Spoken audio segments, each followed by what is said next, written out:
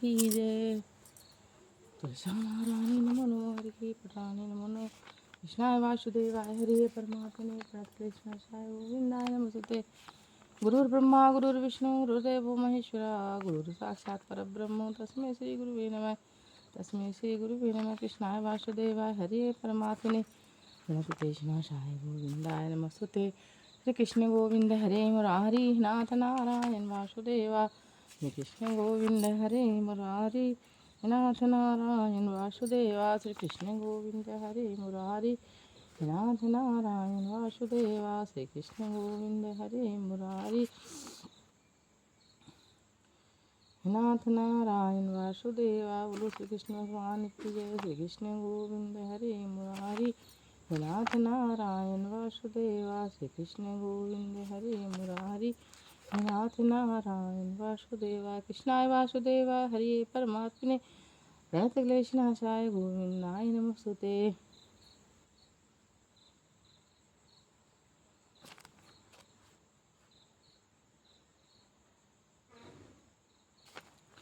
भक्तजनों, हमने 28वां अध्याय तक तुलसी कार्तिक महात्म्य का पाठ किया था। चलिए अब आप 29वां अध्याय सुनिए एवं कृष्ण भक्ति प्राप्त कीजिए। एवं तुलसी माता की कृपा आपको प्राप्त हो। हमेशा तुलसी माता आप पे सदा सहाय रहे एवं शालिग्राम भगवान का आशीर्वाद बना रहे। जय तुलसी माता, जय कार्तिक मामाश एवं जय शालिग्राम भगवान की जय। अतः 29वां अध्याय। बोलो शालिग्राम भगवान की जय। बोलो तुलसा माता की जय। राजा पृथु ने कहा, कृष्णा नदी साक्षात भगवान श्री कृष्णचंद्र महाराज का शरीर और वेणी नाम वाली नदी भगवान शंकर का शरीर है। इन दोनों नदियों का संगम का महात्म्य ब्रह्मा जी भी वर्णन करने में असमर्थ है। फिर भी चूँकि आपने पूछा था, मैं आपको उनकी उत्पत्ति का वृतांत सुनाऊंगा। ध्यानपूर्वक सुनिए। यक्षाक्षु मन मंत्र के आरंभ में श्री ब्रह्मा जी ने सह पर्वत के शिखर पर यज्ञ करने का निश्चय किया।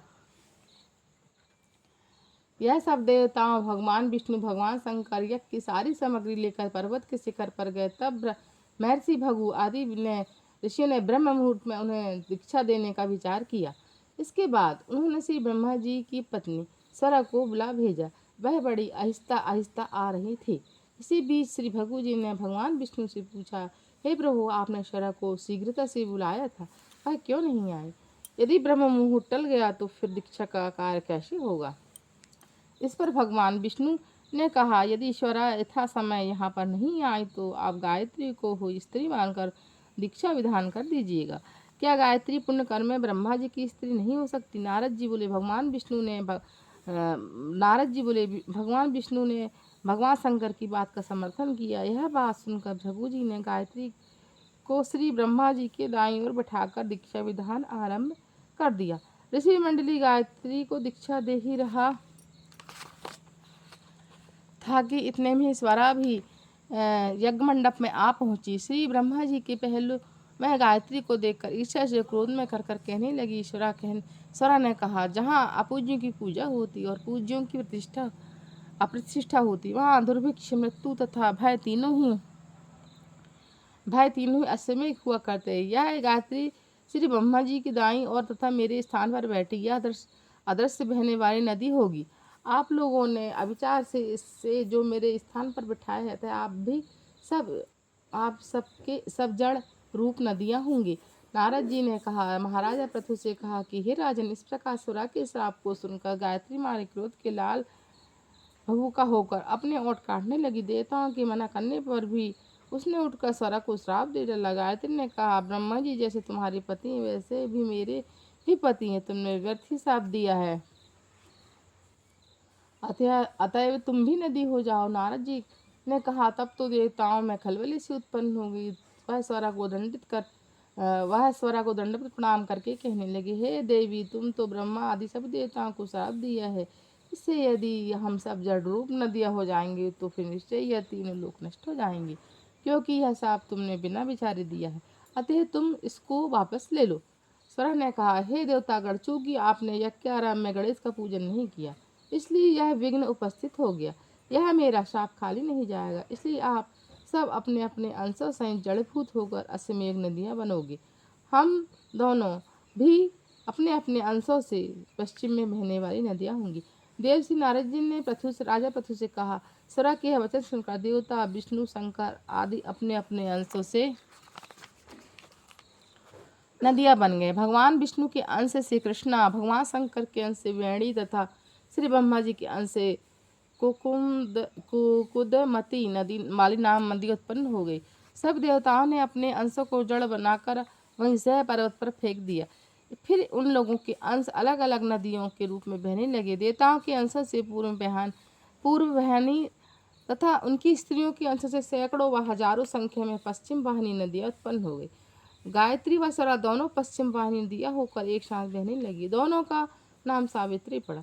श्री ब्रह्मा जी ने इस यज्ञ स्थल पर भगवान विष्णु शंकर की स्थापना की। दोनों देवता महाबल तथा अतिबल के नाम से विख्यात हुए। हे राजन, कृष्ण और वेणी की नदी की उत्पत्ति का वर्णन जो मनुष्य सुनेगा उसको दर्शन व स्नान का फल प्राप्त होगा। बोलो श्री कृष्ण भगवान की जय। श्री कृष्ण गोविंद हरे मुरारी, हे नाथ नारायण वासुदेवा। अथ 30वां अध्याय। भगवान श्री कृष्ण चंद्र जी महाराज ने कहा, हे प्रिय, नारद जी के वचन सुनकर महाराजा पृथु बड़े विस्मित हुए। अंत में उन्होंने नारद जी का पूजन करके उनको विदा किया। इसी कारण माघ, कार्तिक और एकादशी यह 3 व्रत मुझे अत्यंत प्रिय हैं। वनस्पतियों में तुलसी, महीनों में कार्तिक, नदियों में एकादशी और क्षेत्र में श्री द्वारका जी मुझे बहुत प्रिय। जो प्राणी जितेंद्रिय होकर इनका सेवन करता है वह यज्ञ करने वाले प्राणियों से भी अधिक मुझे प्रिय है। जो प्राणी विधि विधान से इनकी सेवा करते हैं उनके अनुग्रह से सब पाप दूर हो जाते हैं। भगवान श्री कृष्ण महाराज के वचन सुनकर सत्यभामा ने कहा, हे नाथ, आपने यह बड़ी बात आशाजनक कही है कि दूसरों के लिए पुण्य के फल कलह से मुक्ति होगी। वह प्रभावशाली कार्तिक मास आपको अधिक प्रिय है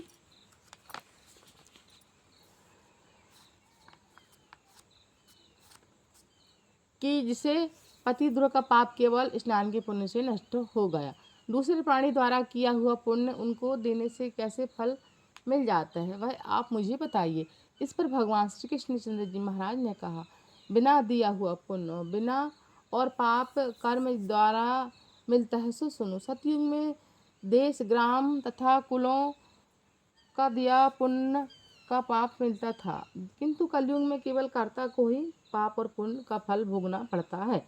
संसर्ग न करने पर भी व्यवस्था कही गई और संसर्ग जैसे पाप व पुण्य दूसरों को कैसे मिलते हैं उसकी व्यवस्था सुनो।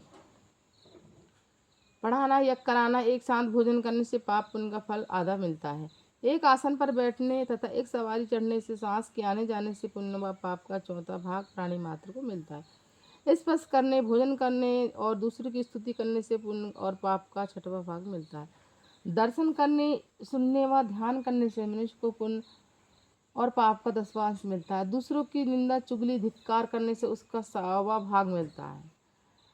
पुण्य करने वाले मनुष्यों को जो कोई भी सेवा करता है वह सेवा का भाग लेता है और अपना पुण्य उसे देता है। स्त्री, नौकर, शिष्य के अतिरिक्त जो दूसरे की सेवा करवाकर उसका पैसा नहीं देता वह सेवक उसके पुण्य का भागी होता है।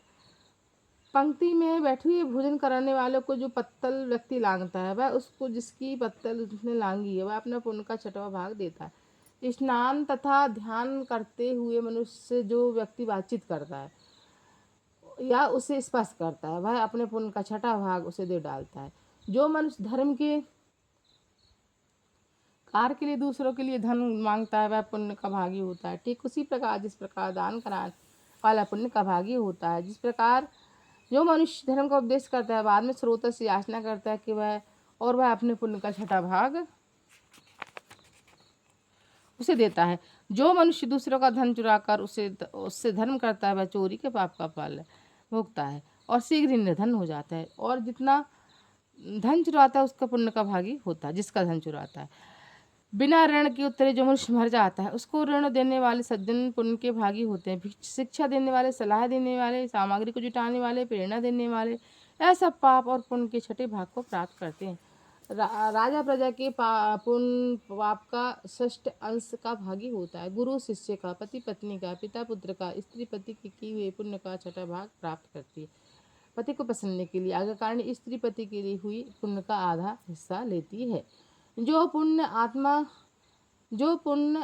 पराये लोगों का दान करता है वह उसके पुण्य का 6ठा भाग प्राप्त करता है। जीविका देने वाला मनुष्य, जीविका ग्रहण करने वाले मनुष्य पुण्य के छठे भाग का प्राप्त करता है। इस प्रकार दूसरों के किए हुए पुण्य का अथवा पाप बिना देने के भी दूसरों को मिल सकते हैं, किंतु यह जो नियम मैंने बताए हैं कलयुग में लागू नहीं होते। कलयुग में तो केवल एकमात्र कर्ता को ही अपने पाप व पुण्य भोगने पड़ते हैं। इस संबंध में एक बड़ा पुराना इतिहास है जो कि पवित्र है और बुद्धि देने वाला है। मैं कहता हूँ तो सुनो।